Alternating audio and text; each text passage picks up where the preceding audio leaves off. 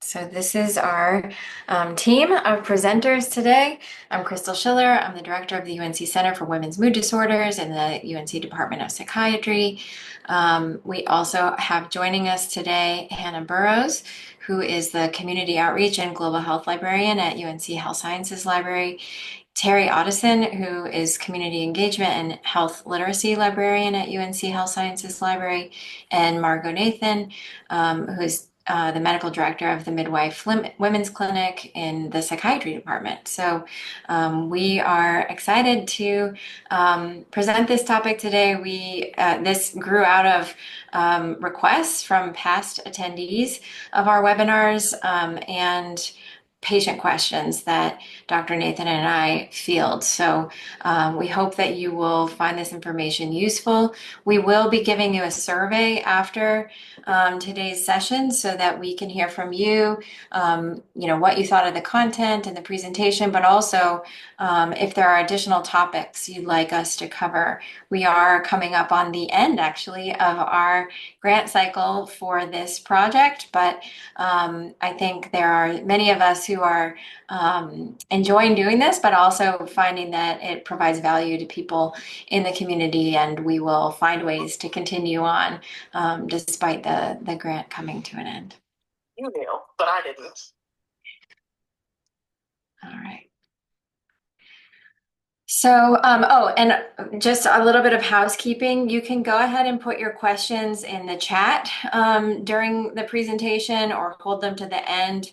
I don't anticipate we're going to have so many people that we can't just unmute ourselves and ask questions.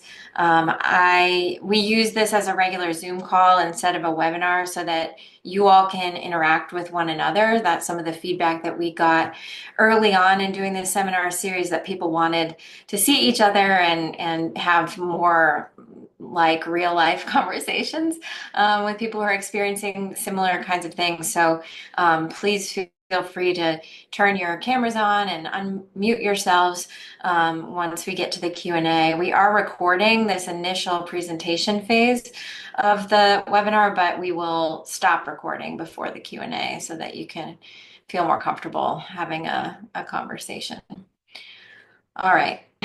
So I'm going to start by just covering some common myths that we hear from our patients and research participants and people out in the community. Now that people know that I'm doing this work, almost every conversation I have in my daily life relates to menopause in some way. So we hear a lot of myths out there. They're all over online. And so it's no wonder that people think this stuff is true.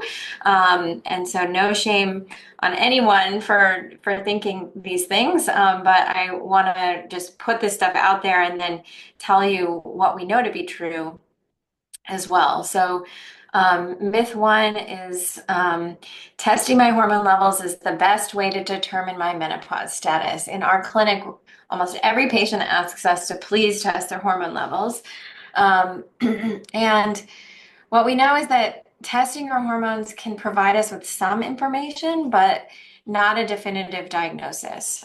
Because as you're transitioning through menopause, hormone levels change every day.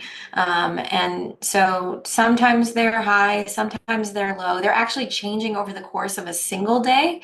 And so where you're at in that moment will dictate the answer that we get from a hormone test. So one day you may look like you're postmenopausal, and the next day you may look like you're premenopausal. And then, it's sort of all over the place and in between. So single time point hormone testing is not actually very helpful and can lead to false conclusions like, oh, it looks like I'm not going through perimenopause because my follicle stimulating hormone level is low today. And so then, that you may reach the erroneous conclusion that these symptoms have nothing to do with menopause and therefore you don't need any treatment, which would be bad if you're experiencing hot flashes and night sweats and all sorts of other things.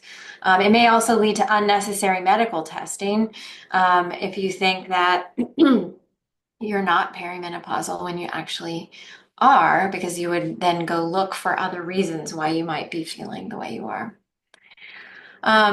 Likewise, testing the balance between hormones is unnecessary. There are a lot of folks out in the community who will say, like, let's test your hormones so we can see which hormone is dominant. Hormone dominance is a big buzz term on the internet and among some providers. But that's not a thing. As I mentioned, your hormone levels are changing day to day. And so it may look like one hormone level is higher than another one day, and it may reverse the next day. And so, being estrogen dominant is not part of how we think about hormone therapy during the menopause transition. We actually, the best indicator of your menopause status is your frequency of your periods. And so your provider will ask you when your last period was.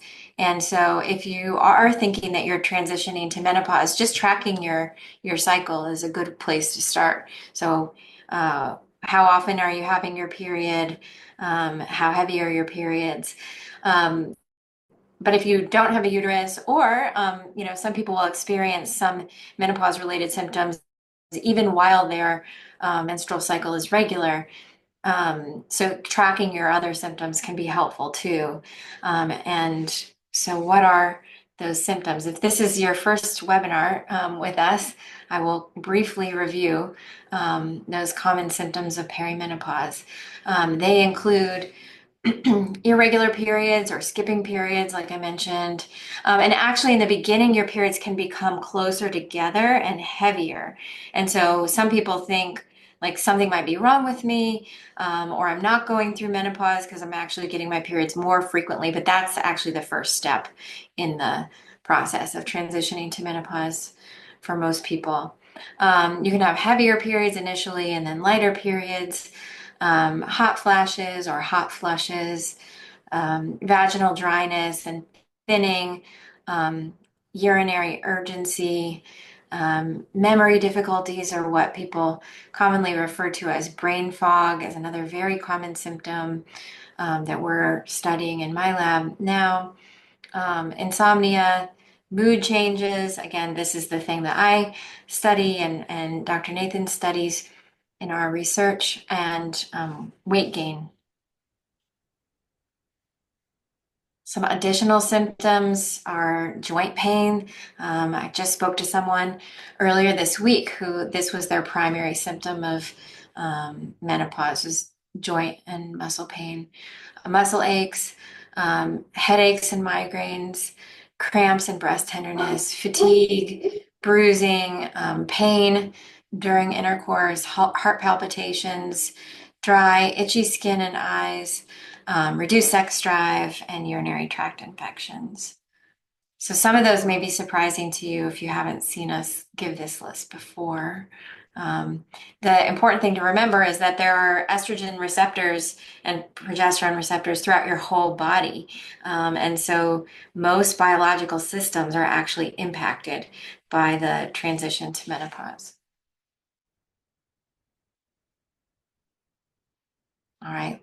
The second myth um, is nothing can really be done about menopause symptoms. They're a necessary part of this life phase or transition. I often hear this from research participants who have said to me that they talked to their doctor about their symptoms, and this is what they were essentially told, that they basically just have to suck it up and get through it, which is simply not true.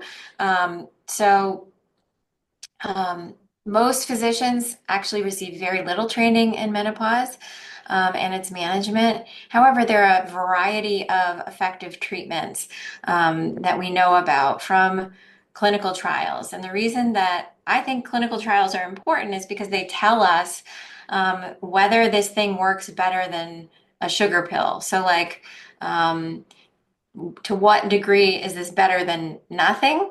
And In some clinical trials, they pit different kinds of treatments against one another. These are the best kinds of trials because they tell us which things are most effective. But most commonly, trials are looking at treatments versus placebos, which are like sugar pills. So we know that for different aspects of the menopause transition and the symptoms that one experiences, there are great treatments. So menopause hormone therapies or hormone replacement therapy is has been shown to be very effective for hot flashes and bone health. Um, a non-hormonal hot flash therapy. There are some of them. So one of them is a newer drug called Veoza. It was FDA approved to manage hot flashes, and it is a non-hormonal treatment, as well as antidepressant medications in low dose, like SSRIs and SNRIs, have been shown to reduce hot flashes. Although menopause hormone therapies are more, the effects are more robust than the non-hormonal treatments. But these non-hormonal treatments are great for people who don't want to take hormone treatments or are ineligible for them. Um, there are also different kinds of medications that have been shown to improve cognitive symptoms during the menopause transition. We coach people in lifestyle modifications, so that may mean dietary changes or using weight-bearing exercise. Cognitive behavioral therapy is very effective for depression, anxiety, and stress that can accompany this transition, as well as treating insomnia. And I've put some resources at the bottom of my slides where you can find out more information about what I'm talking about. But we'll send this out to everybody who registered for today's session. All right.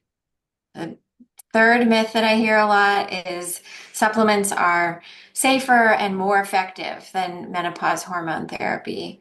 Of the supplements that have been studied, most do not provide relief on average compared with placebo. In addition, supplements are not regulated by the FDA, and as a result, you don't actually know what you're getting in a supplement.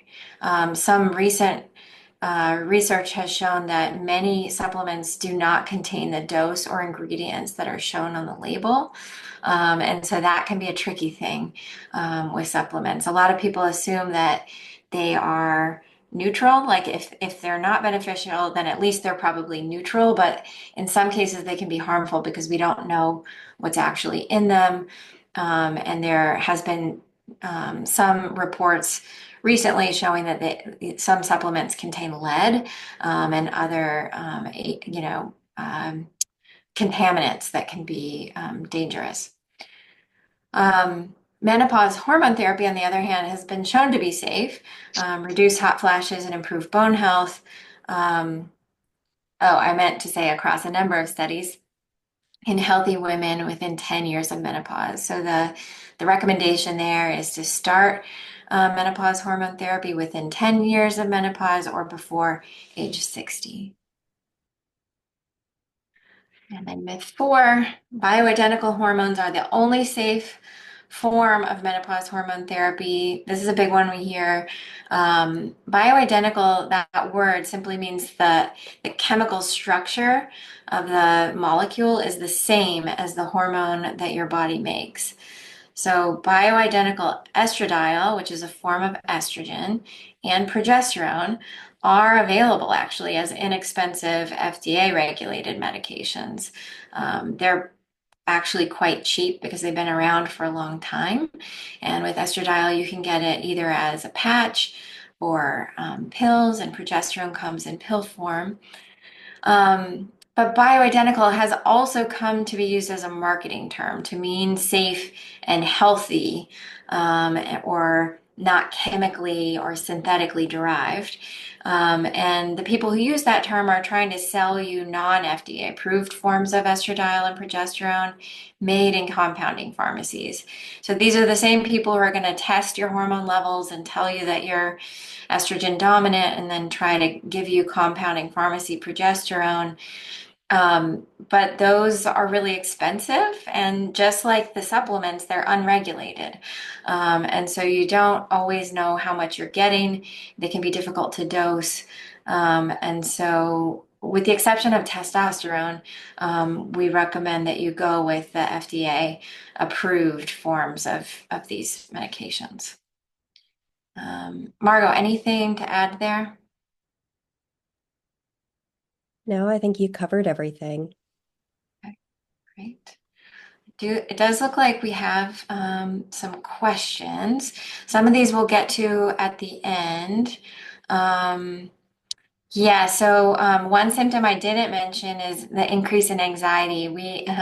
Dr. Nathan and I have been studying this actually, and we do see big changes not only in depression, but also irritability and anxiety symptoms in the transition to menopause. And we're actually studying how we can use estrogen to reduce these symptoms. In our clinic, we treat a lot of depression and anxiety with non-hormonal methods, behavioral health like psychotherapy and other types of medications. And we also work with OBGYN providers who can um, help manage symptoms. Yeah, and then I see someone who says they had a OBGYN tell them that we don't medicate for menopause, which is unfortunate and one reason that we are doing these seminars. So thanks for putting that in. All right. Okay, so with all of this misinformation out there, how can you tell fact from fiction?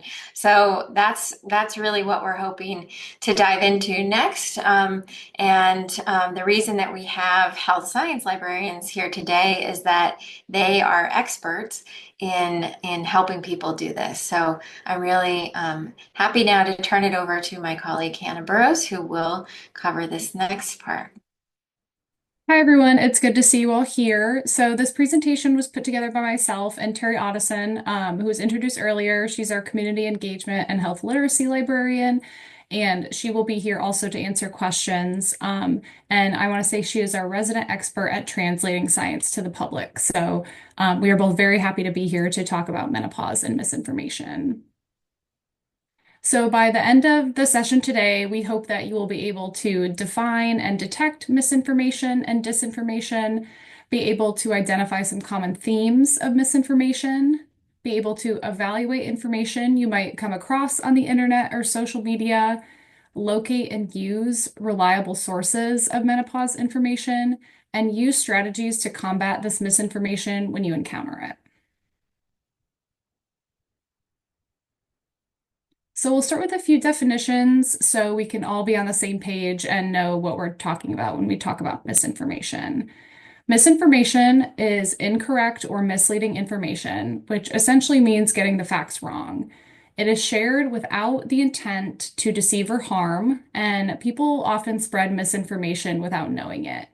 In science, misinformation can also be used to refer to claims that don't align with the best available evidence at the time.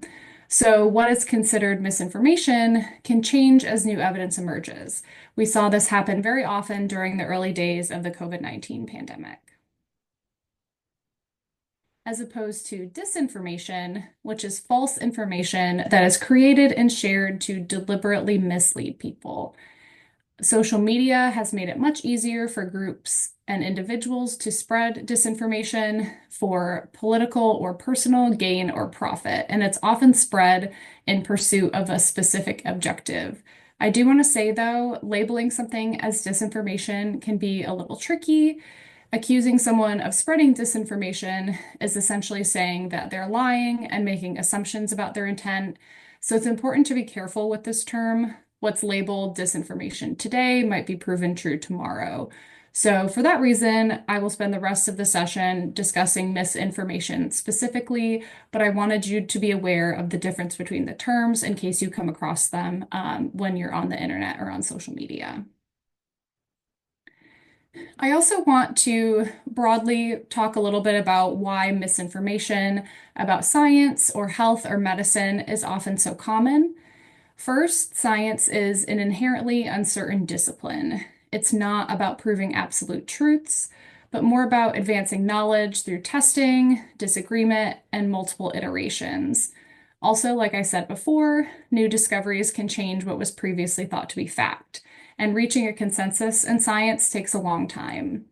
In addition, science is a way of thinking about and investigating the world, not necessarily a set of hard and fast rules.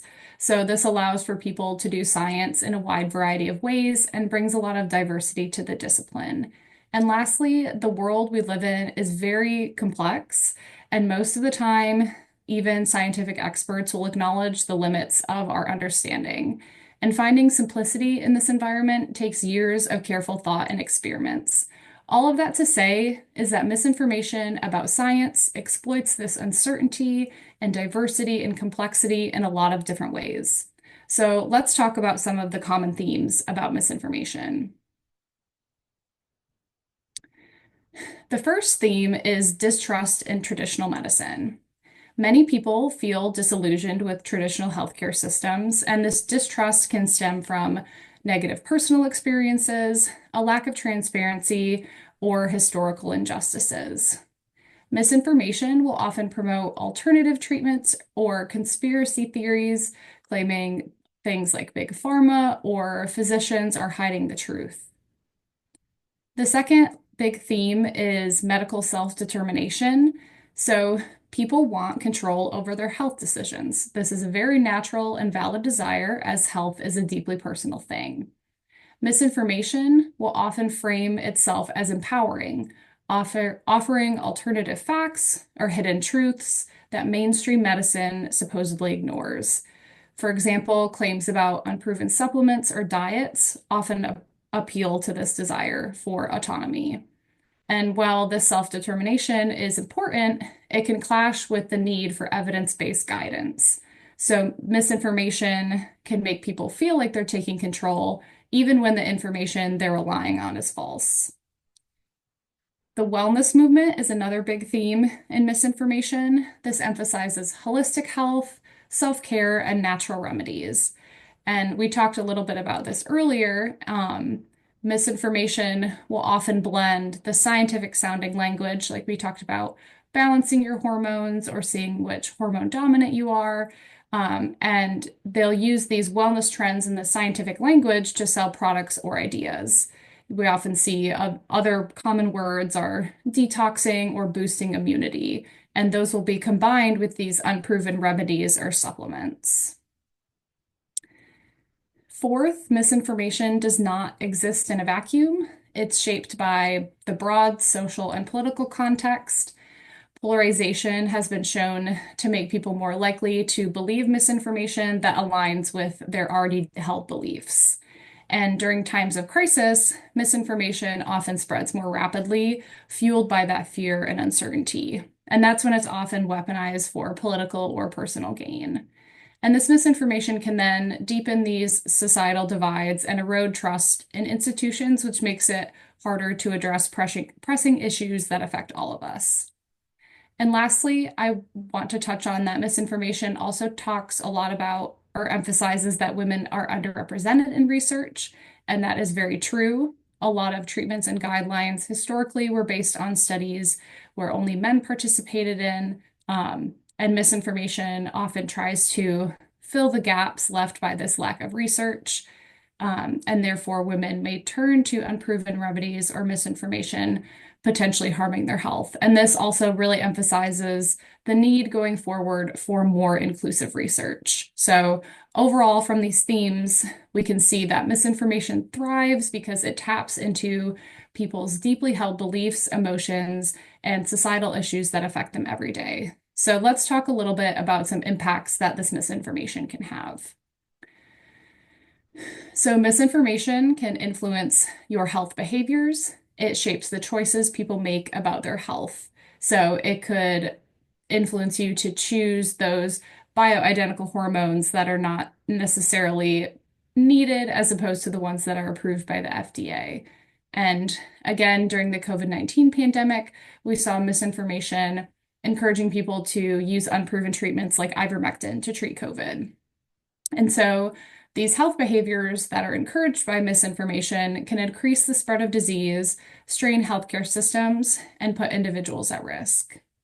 Misinformation also creates barriers to accessing care. So, false claims about the safety of healthcare systems or treatments can discourage people from seeking health or seeking help. So, reduced access to care can worsen health disparities and then leave people without the support they need. Misinformation can also directly harm health outcomes by leading people to make poor decisions about their care. False claims about something like cancer treatments. So, a patient choosing to pursue a natural cure over chemotherapy can lead some patients to delay or even avoid evidence-based care, reducing their chances of survival long term. Similarly, misinformation about chronic conditions such as diabetes or heart disease can lead to poor management and long-term complications. So these decisions can result in preventable illness, longer recovery times, or even death. Misinformation can make people unsure of who to trust, and there is a large volume of information online that is growing every single day, both true and false. And amid this large amount of information, misinformation often looks credible because it can maybe come from people who you've grown to trust, especially on social media. And without clear guidance, people may rely on those influencers or celebrities or unverified websites instead of experts. And lastly, misinformation doesn't just affect individuals, it can have widespread consequences for entire communities and populations. As we can see with what's happening in West Texas right now, vaccine and misinformation has contributed to an outbreak of measles, which previously was almost eradicated in the United States. Similarly, misinformation about climate change or environmental health issues can delay action on those critical issues. So, overall, misinformation undermines public health efforts, erodes trust in science and institutions, and makes it harder to address collective challenges that affect all of us. So, with all this information that we come across every day on the internet, how do you go about evaluating what might be true and what might be misinformation? One thing that we talk about a lot are the ABCs, so accuracy, authority, bias, currency, and coverage. First, I'll talk a little bit about authority. So, is the person, the messenger of this information, a licensed health professional? Take a moment to learn a little bit more about who's posting the information or selling the product. Do they have a medical degree? So, an MD or a DO. You can look up any medical provider on their state medical board website to confirm if they're licensed and in good standing. And while having the MD or DO and a license isn't necessarily a slam dunk that what they're saying is true, it's a good start. You can also look at the research that they've done and in what specialty they practice medicine. So, an OBGYN is going to know a lot more about menopause and women's reproductive health than, say, a neurologist. All of this public information can paint a picture of whether the person is qualified to give medical advice. Um, and also pay attention if they claim that they know better than everyone else. Are they telling you to ignore all other sources of information, including your personal physician? That can also be a red flag that what they're saying may be based on opinion and not fact. Also, sometimes information is shared to sell a product and service, which can bias the message. And you can ask yourself, is this person trying to sell something? Are they promoting a specific brand, supplement, or treatment? If so, then the information they're sharing might be more about marketing than the actual evidence-based science behind the product. You can also look for transparency about funding and conflicts of interest. reliable sources will disclose if they have a financial stake in the information that they are sharing, especially for physicians or other medical providers. When they are selling a treatment with their name on it, that can also be something to pay attention to. If they have a financial interest in that health product, that could also be a conflict of interest. When someone is sharing a personal story, that can be very powerful. But those stories don't always reflect the broader picture. And what works for one person might not work for everyone. So you can ask yourself, is the evidence this person is sharing based on a single anecdote or a larger body of evidence? And while anecdotes can be powerful, they can also be misleading because they don't account for individual variability in someone's responses to a treatment. So someone might claim that doing the carnivore diet cured their autoimmune disease, but without any scientific studies to back it up, their experience might not be widely applicable to others. You can also cross-check the information that you're seeing with other sources. So you can use trusted sources to make sure that this information is accurate and not a one-off claim. And we'll talk a little bit about some reliable sources that you can check out in a little bit.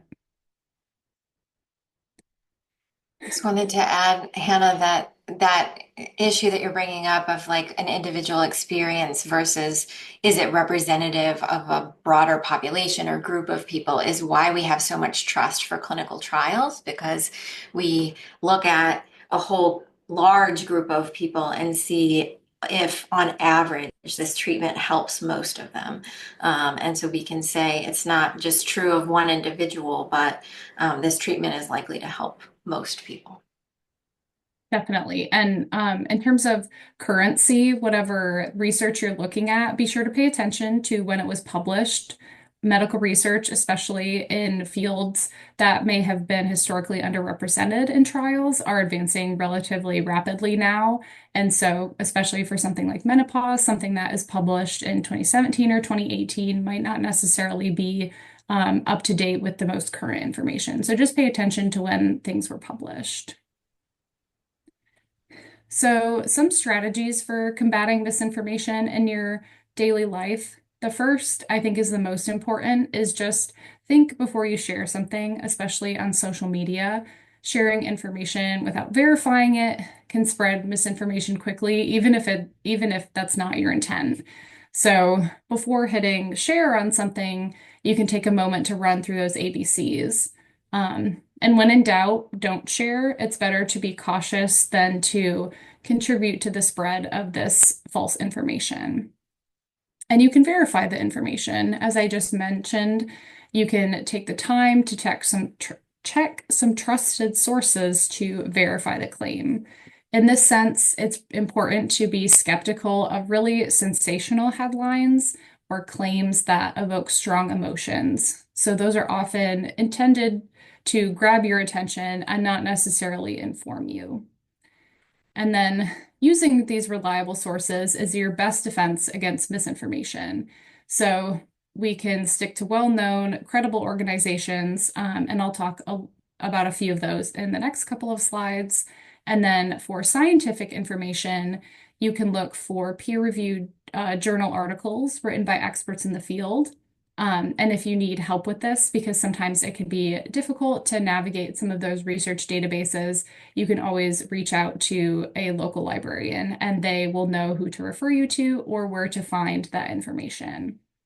And then you can learn how to spot this problem content. Keep in mind those themes we discussed earlier and how you can evaluate claims. Again, pay really close attention to emotional language, quick fixes, miracle cures, and someone who is unwilling to provide additional sources to back up their claims.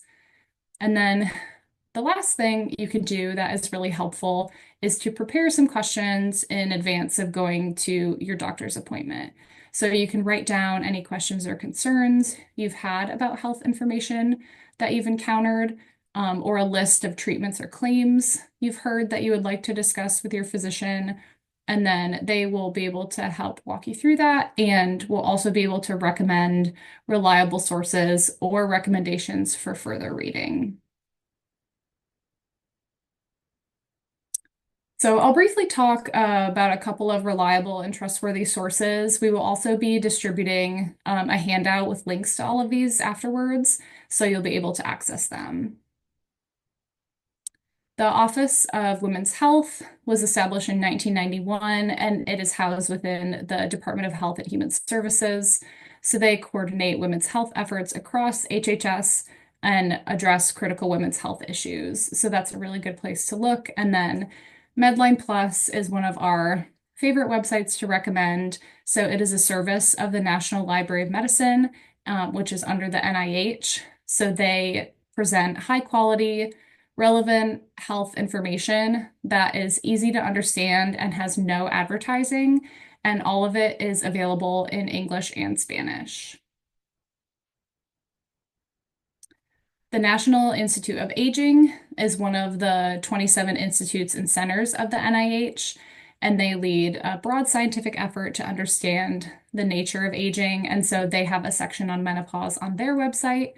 Um, the Menopause Society has a patient education section, and they have some materials that work on distilling the latest research into understandable language. And then SWAN was launched in 1994, and it's a pioneering multi-site longitudinal study into women's health and the menopause transition. And so there's a lot of information on there that has been being collected now for over 30 years. And then mymenoplan.org is a site where you can go through and fill out a questionnaire, and it will recommend things for further reading or things to talk about with your physician. The NIH News and Health is a monthly newsletter from the NIH, and they have one about managing menopause.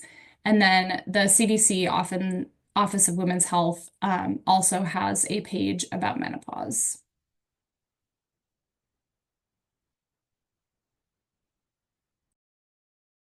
Before we go on, Hannah, there's a question in the chat that I think is important to address here. A lot of the sites that you covered are government funded. And so we were talking about this a bit before all of our participants joined us today. What do you advise people about that right now? Yeah, it's been a really difficult time, I think, for people who are searching for evidence-based information, especially as librarians. There have been sites that I have gone to share with people that are either no longer there or just simply don't work. One thing I have done is there is a thing called the Internet Wayback Machine, and it archives old pages from the internet. And so sometimes what I will do is go on that and compare old pages to what is available now and see if anything is changing. But yes, it is a very difficult question of what do we do when these trusted sources are either no longer publishing information, no longer updating it, or we don't feel that they are publishing information that is necessarily in the best interest. And I don't know that we have a great answer now, but it's definitely something that we're aware of and we talk about a lot as librarians and people who share information all the time. Terry, do you have anything that you'd like to add? Thank you. I thought that was a great response. I too like the Wayback Machine, so you can find out what was on the site before. But I'd just add that in addition to just recommending checking a second source, it'd be my same advice while we're going through this period. Hopefully, the information will be good. But it's always just a good idea to have a second or even third site, a resource that you're checking for authenticity and good information. Yeah, and the Menopause Society is not a government organization, and so that is their site is vetted by physicians and scientists. So that's a one that is independent and will continue, I hope, to be a good source of high quality information. Right. So as we move into the Q&A, thank you for putting a lot of questions in the chat. I just want to quickly let you all know that we are still recruiting for our NIH-funded research study. Our research does go on, thank goodness. This study is for people ages 44 to 55 who are experiencing some menopause symptoms. And the study involves taking estrogen for 3 weeks, having up to 4 brain scans, and meeting with us mostly virtually, but obviously in person for the brain imaging 6 times. And payment is up to $1,000. You can learn more by going to our website, and that'll be included in the email that we send you after today. Our phone number is there. We are grateful for anybody who is willing to find out if they're eligible to participate. We have other studies going on as well, apart from this one. So even if you're not eligible for this one, you will likely be eligible for other studies that we're conducting. We have some that are just surveys and are very easy compared with this one. So please take our little survey to see if you're eligible, and we'll get you connected with studies in our lab. All right, we also have clinics at UNC. These are some of the folks. I'm not seeing all the faces of everyone I know to be providing hormone replacement therapy or menopause hormone therapy at UNC. I know that's a big question in the chat. We do have great providers at UNC who are willing to prescribe hormones if that's what you're looking for. And so you can, there is a menopause clinic within the general obstetrics and gynecology clinic. And then our wonderful colleague Lauren Schiff is in the minimally invasive gynecologic surgery area, and she also works with us on our research. And these are trusted providers at UNC. We also have a midlife women's mood disorders clinic that Dr. Nathan directs, where we provide specialized consultations, including reproductive evaluation and recommendations for managing these symptoms that we described earlier, including mood and anxiety symptoms, which is important to know that it's not just depression, can also manifest as anxiety, irritability, and lots of other things. And brain fog is another common one that we manage in our clinic.